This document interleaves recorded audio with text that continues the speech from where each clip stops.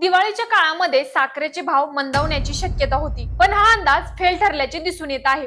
कारण सणासुदीच्या पार्श्वभूमीवर देशात सध्या साखरेचे दर तेजीत आहेत.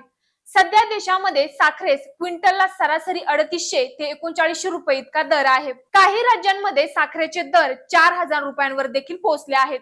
यंदाची साखर नोव्हेंबर नंतरच बाजारात विक्रीसाठी येण्याची शक्यता असल्याने ऑक्टोबर अखेरपर्यंत तरी साखरेचे दर वाढलेले राहतील, अशी शक्यता साखर बाजारातील तज्ञांनी व्यक्त केली आहे.